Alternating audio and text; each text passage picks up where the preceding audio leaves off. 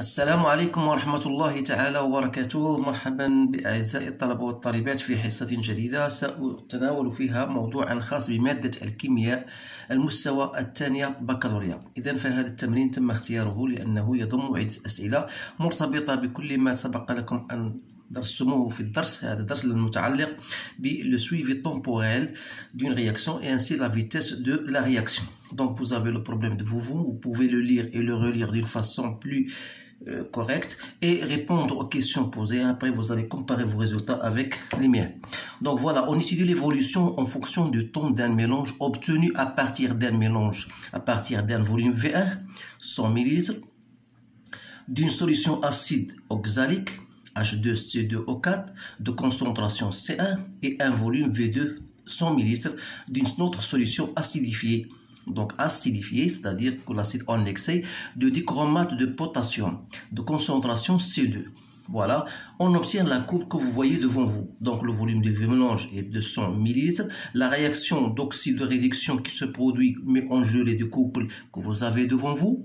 Alors ça veut dire que ça c'est un oxydant et l'autre qui est un réducteur. Ça c'est un oxydant et ça c'est un réducteur. Donc la première question, voilà. Citer deux facteurs cinétiques pouvant modifier la vitesse d'une réaction chimique. Ça c'est une question de cours. Écrire les deux demi-équations électroniques et déduire l'équation bilan de la réaction qui se produit entre l'ion dichromate et l'acide. Calculer les quantités de matière dits réactifs à l'état initial.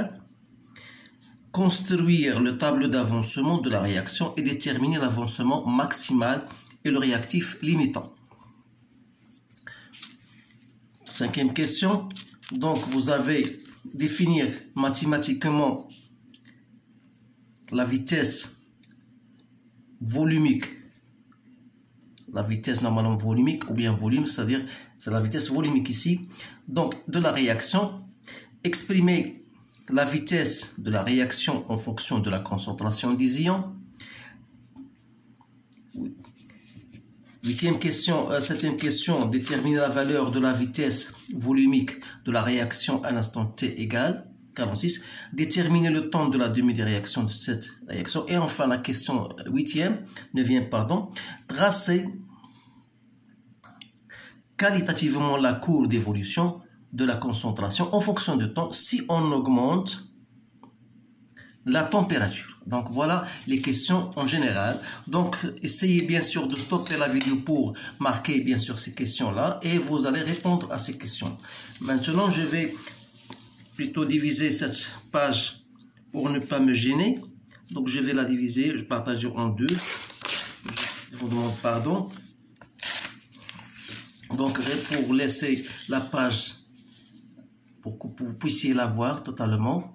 Donc voilà, on va répondre à la première question. Citer les deux facteurs cinétiques pouvant modifier la vitesse d'une réaction. Bien sûr, si vous savez, bien sûr, c'est une question de cours, vous pouvez répondre facilement. Donc deux facteurs, donc il vous donne deux facteurs seulement. Donc deux facteurs cinétiques qu'on peut soit jouer sur la température, donc la température, soit la concentration des réactifs. Donc ça, c'est aussi un facteur cinétique. Donc la première question. Deuxième question, écrire les deux demi-équations électroniques. Alors là, je dois noter les couples. Bien, vous avez le premier couple CR2O7 2-, CR3+. Et vous avez l'autre couple CO2 H2C2O4.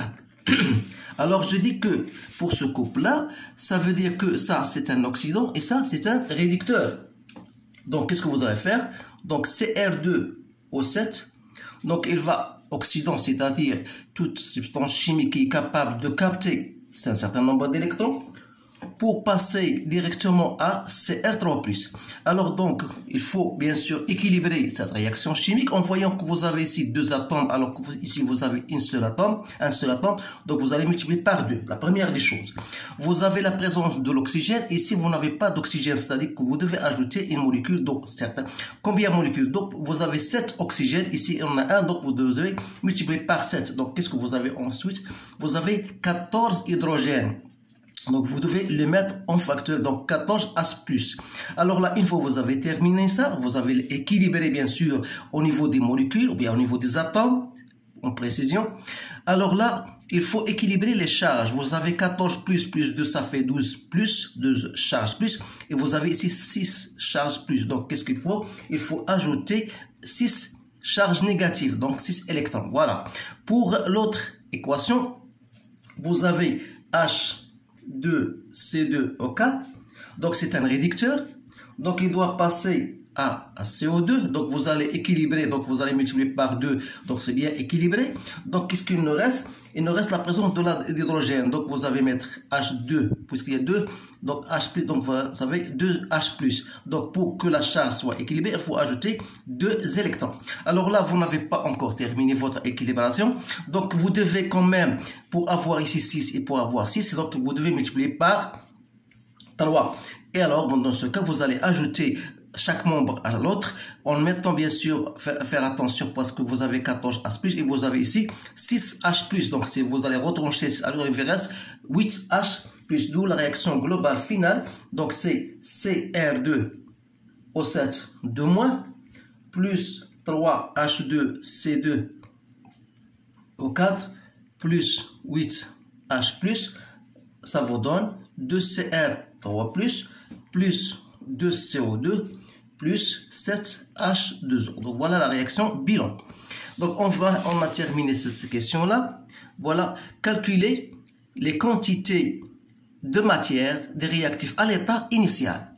C'est-à-dire à l'état initial, c'est-à-dire on va déterminer le nombre initial de CR2O7 2- et le nombre initial de mol de H2C2O4. Alors ça, c'est une question facile parce que le nombre de mol, vous savez la relation qui est le nombre de mol à la concentration, c'est CV.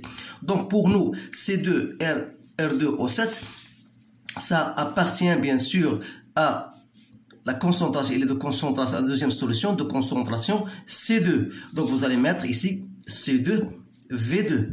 Alors ici, vous allez mettre C1V1. Donc il suffit de faire un calcul, bien en application bien sûr, donc c'est 1,66 10 moins 3,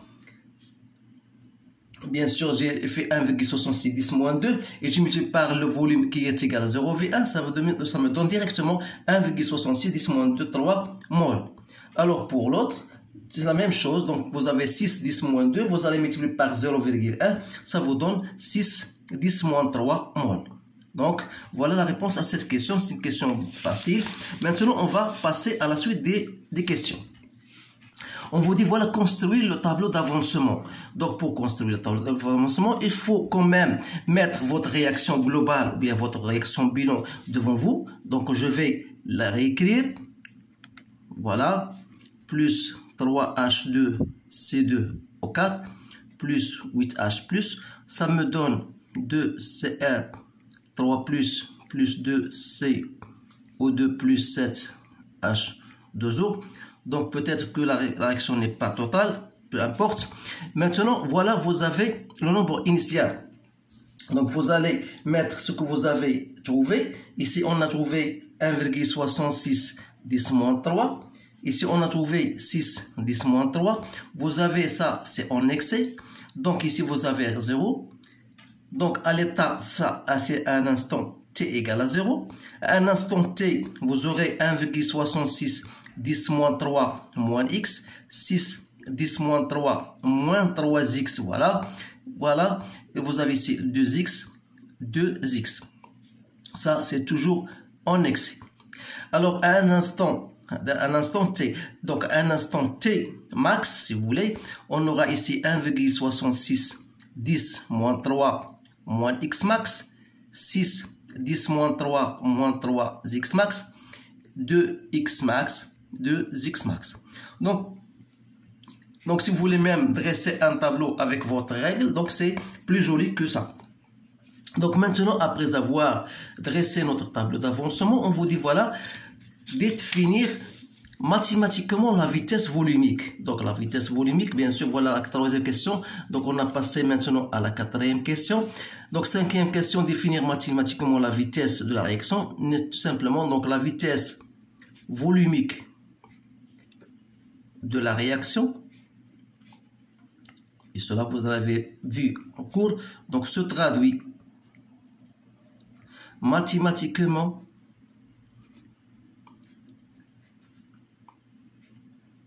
par la relation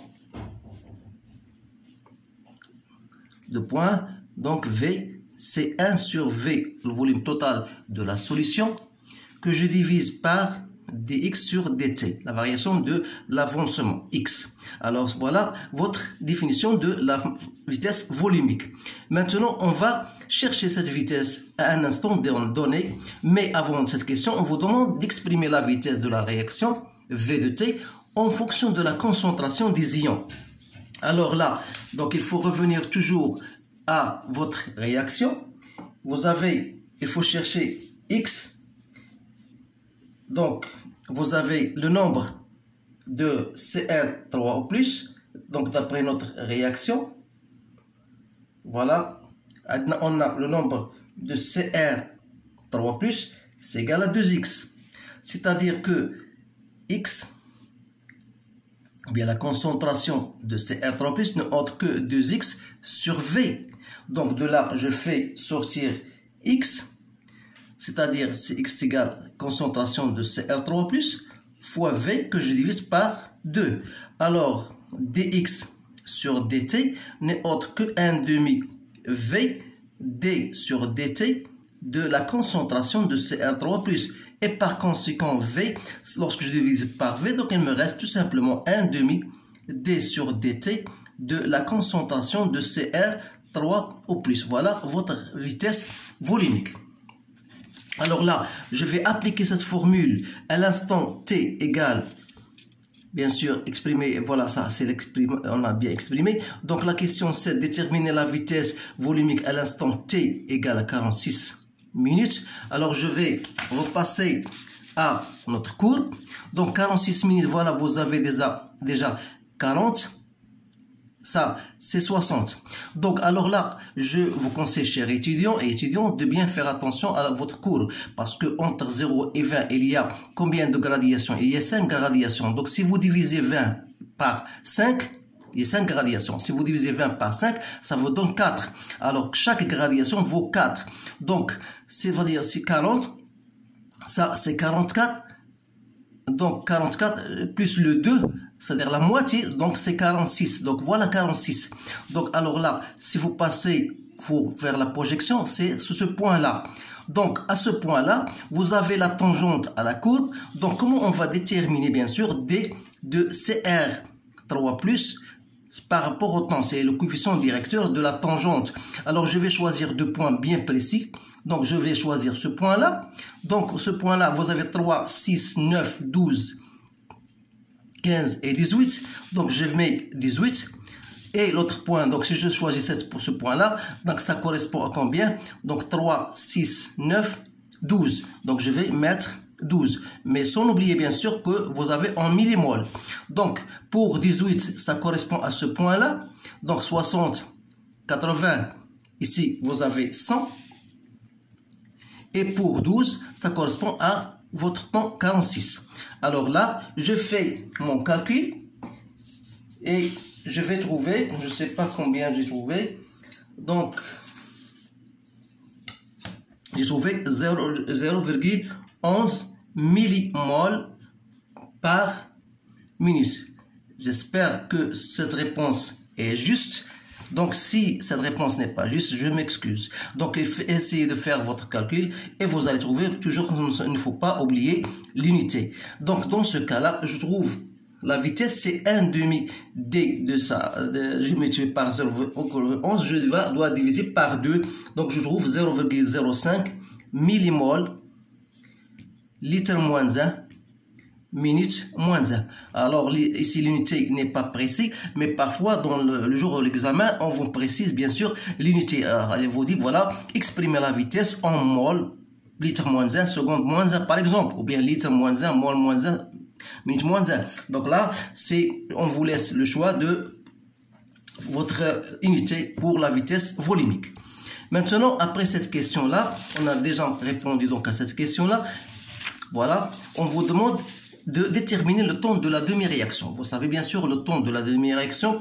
Vous devez savoir quand même le définir comme étant, c'est le temps pour lequel x à t1 demi égale à x max sur 2. Alors là, une fois que j'ai cette relation-là, je dois chercher quelle sera la concentration de CR3 plus à l'instant t1 demi. On a déjà trouvé que ça c'est égal à 2x sur v. Alors à l'instant t1 demi, je dois mettre ici t1 demi.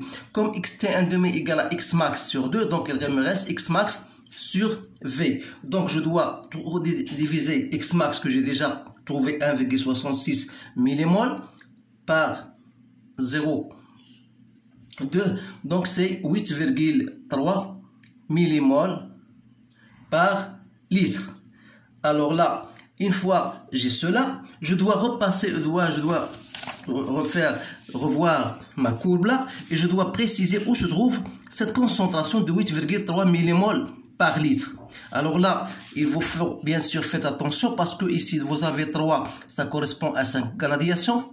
Alors pour 8,3, vous allez faire votre application de la règle de 3, c'est-à-dire vous allez retrouver à peu près 13,8 gradations. Donc c'est 13,8 gradations, c'est-à-dire 3, voilà 6, voilà 12, 13, donc 14. Donc vous faites la correspondance ici, vous allez faire. Donc voilà, j'ai dit que vous aurez 13,13 gradations. Donc vous avez ici 5, voilà 10 gradations, 11, 12, 13,8. Donc vous allez trouver, voilà ce point-là. Donc, et vous allez faire la projection, bien sûr, comme je fais ici. Donc ce point-là, ça correspond bien sûr à, puisqu'il y a entre 20 et il y a 20 divisé par 5, c'est 4. Donc ici, c'est 24 minutes. J'espère que ce résultat est bien correct. Donc, d'après la courbe,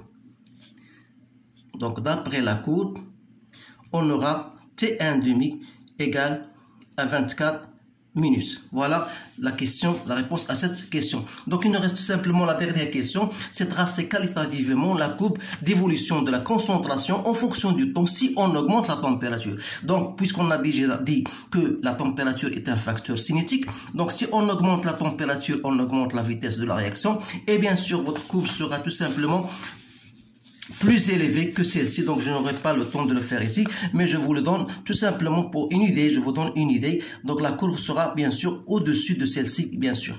Voilà, parce que le coefficient directeur dx sur dt sera plus élevé, alors la concentration de CR3+ sera plus haute, et par conséquent la courbe aura bien sûr cette allure là. Alors j'espère que cela bien vous être utile, et je vous remercie bien sûr de votre attention. Essayez de partager cette vidéo avec vos collègues bien sûr, pour que tout le monde puisse comprendre cela. Alors je vous souhaite une bonne chance et je vous dis à bientôt.